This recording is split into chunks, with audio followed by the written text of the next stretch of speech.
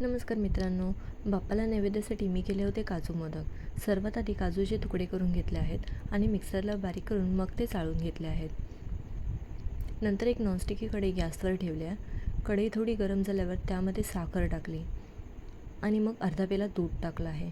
दुधामध्ये साखर पूर्ण विरघळून घ्यायची आहे।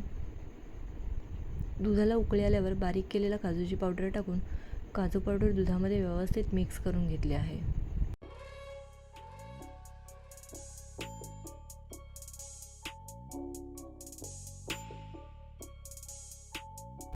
नंतर त्यामध्ये मिल्क पावडर टाकून सर्व मिश्रण पुन्हा व्यवस्थित मिक्स करून घेतलं आहे।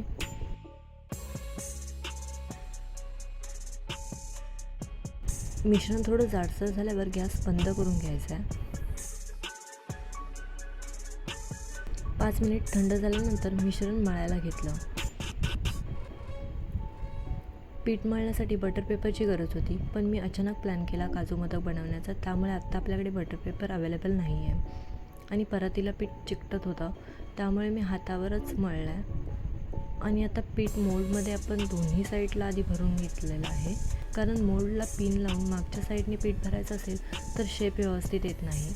आधीचे मोदक मी तसेच ट्राय केले होते, पण ते थोडेसे वाकडे तिकडे झाले होते। हा एकदम परफेक्ट झाला आहे। नंतर मी चॉकलेट मोदकांच्या मोल्डमध्ये पण ट्राय केलं आहे। थोडा वेळ फ्रीझरमध्ये ठेवलं आहे आणि मग काढलं आहे। हे पण खूप छान झाले आहेत। तर आजचे काजूचे मोदक तुम्हाला कसे वाटले ते कमेंटमध्ये नक्की सांगा। व्हिडिओ आवडली असेल तर व्हिडिओला लाईक करा, शेअर करा आणि चॅनलवर नवीन असाल तर चॅनलला सबस्क्राईब करायला विसरू नका। थँक्यू।